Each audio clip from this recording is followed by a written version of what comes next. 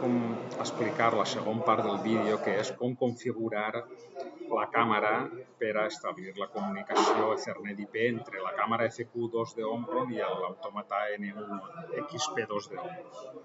Bé, el primer que fem és, des del Touchfinder,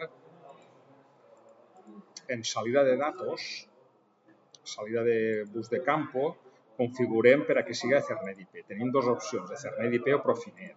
Ethernet IP en 32 bytes de tamany de datos. Anterior.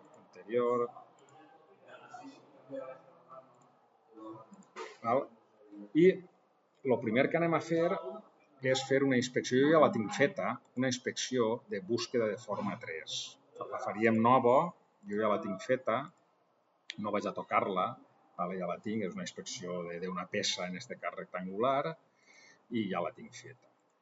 Una vegada està feta la inspecció, el que tenim que fer és obtindre datos per al bus de camp. Quins datos volem obtindre? Si anem a entrada-salida, ajuste d'entrada-salida, configuració de datos de salida i datos de salida per bus de camp i datos a enviar.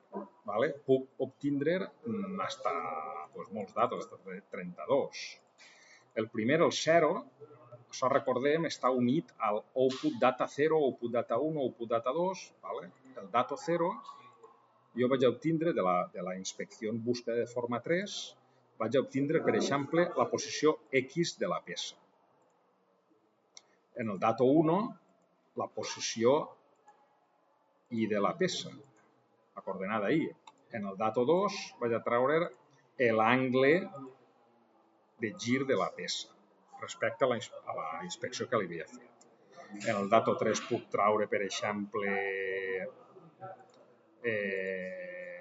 juicio, per exemple, si vull, i en el 4 vaig a treure-li la correlació, que és el tant per cent de el que s'aproxima a la peça a la inspecció. Anterior, ja tinc tots, anterior,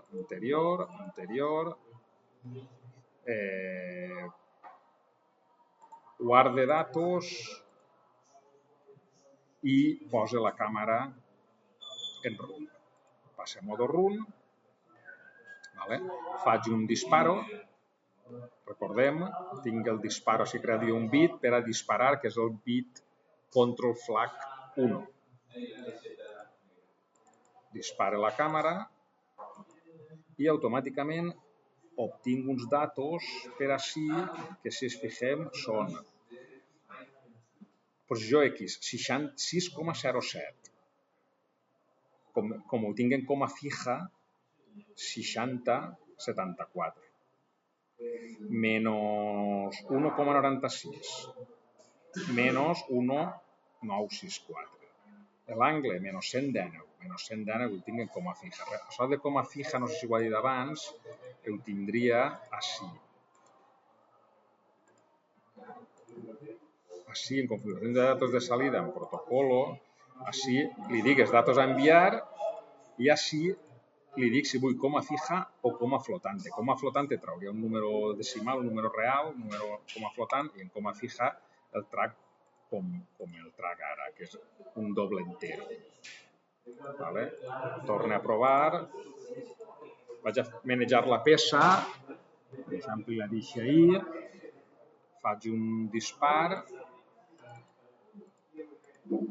i obtinc uns nous datos que són el 9,18, 9,181, el 10,60, 173 i la correlació 96,68, 96,68.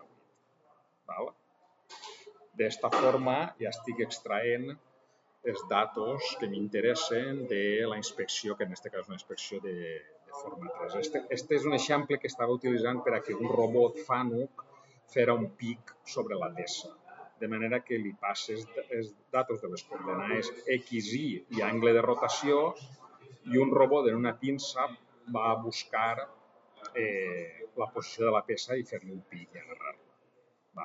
Doncs així arribaria este vídeo.